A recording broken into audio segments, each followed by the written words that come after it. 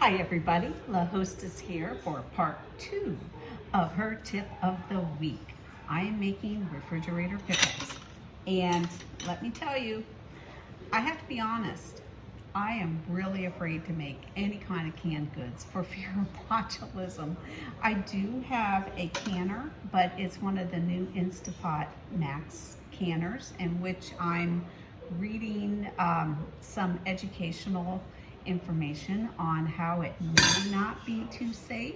I'm not too sure. So as an educator myself, I'm asking those of you who are educated in canning if you know a little bit about this Instapot Max, the safeguards possibly of canning high acid foods such as these pickles or tomatoes. I would be interested in canning because Steve Smith, hey, Farmer Smith, he gave us a lot of tomatoes too. So I would like to know a little bit more about that. So, and then I can pass on the correct information to you. But these are refrigerator pickles, very safe. So what I've done is it's been 3 hours, if you recall, and as my sister Carol said, hey, that's a Netflix movie, so go watch yourself a Netflix movie.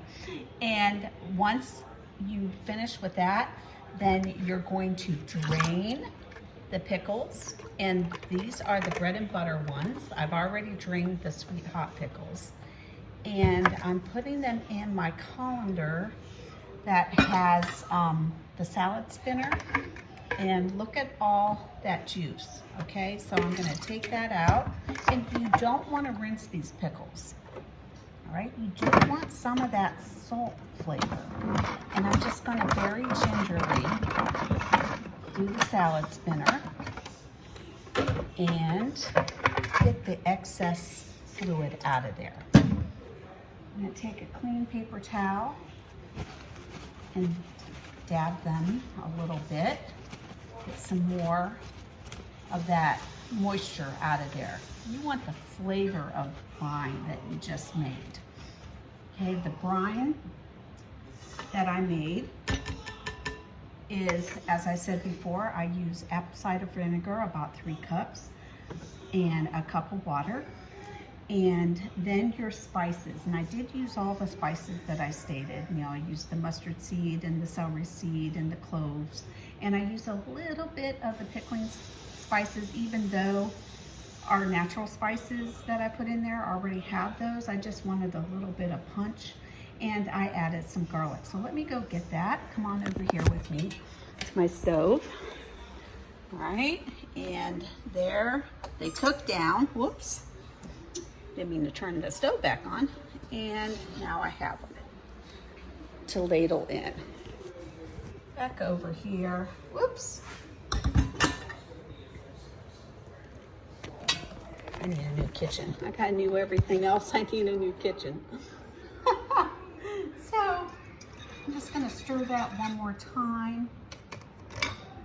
Okay, and first, where'd it go? I had it here. Oh, duh. I promise you, I haven't been drinking yet. You put this nifty little colander thing on top of your jar, and you place your pickles and onions that have been cold cooking, as I like to call it, in the fridge, and you stuff your pickles inside the jars. Okay, and with my sweet hot pickles, I made sure to get some of those yummy jalapenos in there. And speaking of jalapenos, my absolute favorite, I'm just gonna take those, all right, and also drain them.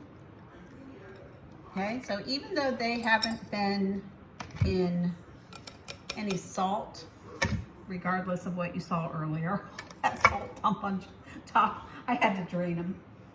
Okay, I'm gonna put them in this cool little jar here. Okay, I'm gonna put them very carefully into the jar. Makes a cute gift to thank people during this COVID times. if they do some nice things for you. Many of you have done so many nice things for me when Robert was in the hospital. I need to pay you back somehow. And cooking my love, my way to you, is one way that I can do that. All right, so now I'll take this and fill my jars until there's about 1/4 of an inch from the top. Oops. And that is about right. Oops, filled it a little bit too high, I think. Yes, I'm just gonna dump a little bit of out. I'm gonna clean that up anyway. Okay, I'll do one with the jalapenos to show you once again. And spices in there. Beautiful. And then I'm going to do my jalapenos. One thing I don't have, a little, I don't know, what is that? Funnel, I guess that's what it's called. Are you guys like that? You try to think of what something's called and you can't remember?